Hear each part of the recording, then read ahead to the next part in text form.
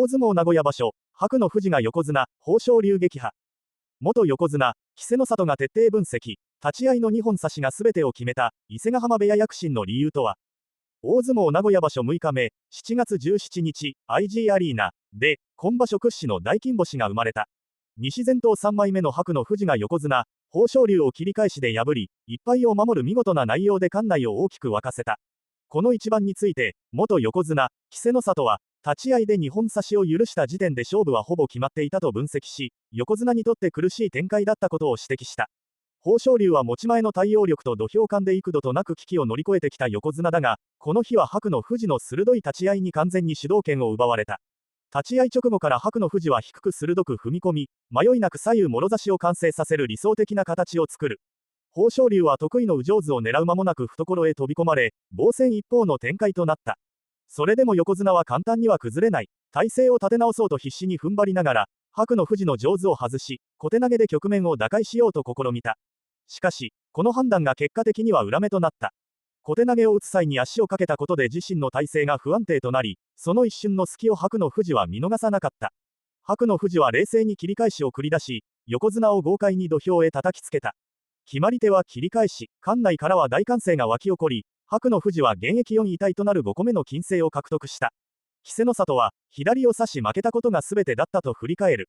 豊昇龍は差し合いや組手の変化に対応する能力では各界屈指だが、もろ差しを許したことで持ち味をほとんど発揮できなかったという。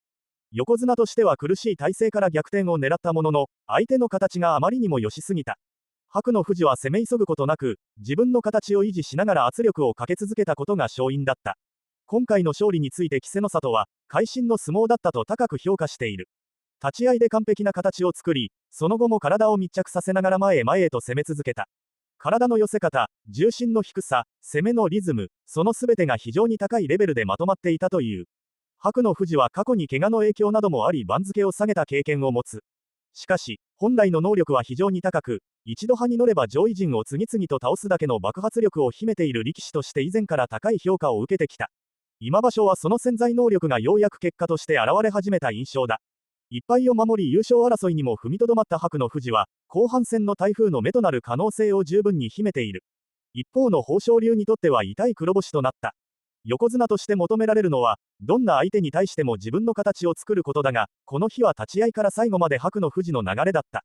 今後の巻き返しには立ち合いの修正と左差しへの対応が大きな課題となる。それでも豊昇龍は精神力の強い横綱であり、このまま崩れるタイプではない。場所後半では横綱らしい修正能力を見せることが期待されている。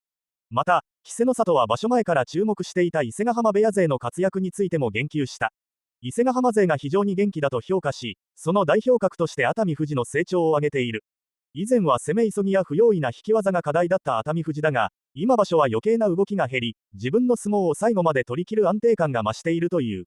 さらに二の富士、錦富士、孫富士らも安定した相撲を続け、それぞれが持ち味を発揮している。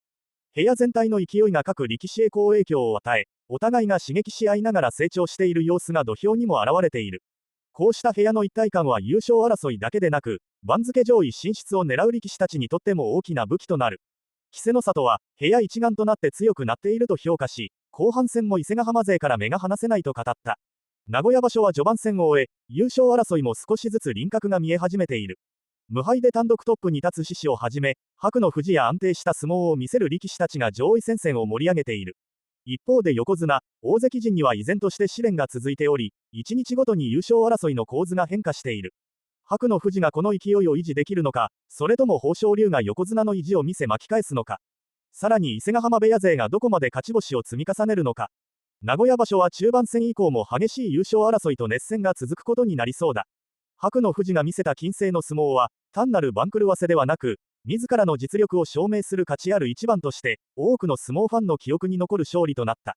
今場所の主役候補として、その存在感はさらに大きくなっている。